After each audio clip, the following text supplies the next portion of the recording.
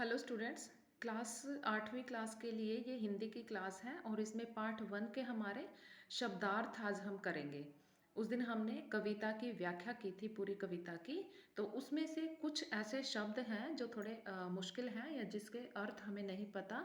तो आज हम उनके लिए आपकी बुक में ही ये पाठ के लास्ट में दे रखे हैं।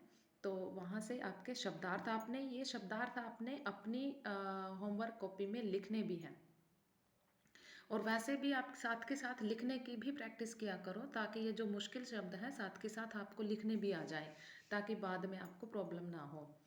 तो पहला जो शब्द है वो है मृदुल। मृदुल का अर्थ होता है कोमल। कोमल तो समझते हो, इंग्लिश में कोमल को बोलते हैं सॉफ्ट। ठीक है, जैसे रुई होती है, इस तरह से फूल होते हैं, कलियाँ।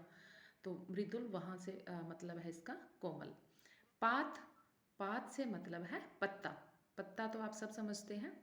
गात, गात का अर्थ होता है शरीर। जो हमारी लोकल लैंग्वेज है, आपने सुना भी होगा, आपकी मम्मीज आपके लिए यूज़ करती हैं गात शब्द का। तो गात होता है शरीर। निद्रित, निद्रित होता है सोया हुआ। निंद्रा से बना हुआ शब्द है ये। निंद्रा क्या होती है? नींद। और निंद्रित मतलब सोया हुआ। प्रत्यूष, प्रत्यूष का अर्थ है प्रातःकाल, सुबह का समय, मॉर्निंग। तंद्रालस, तंद्रालस दो शब्दों से मिलकर बना है, तंद्र और आलस। आलस आपको पता ही है, आलस्य यानी कि जैसे अलसाया हुआ, थका हुआ, इस तरह से होता है। तो तंद्रालस मतलब तंद्रा होती है नींद, तो नींद से अलसाया हुआ, तंद्रालस।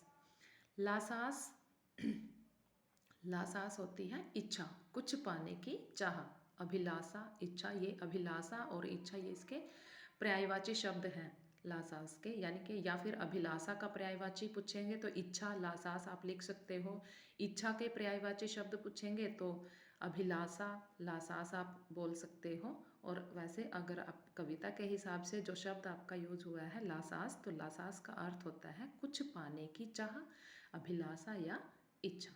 ठीक है, तो ये शब्दार्थ आपने पार्ट 1 के करने हैं।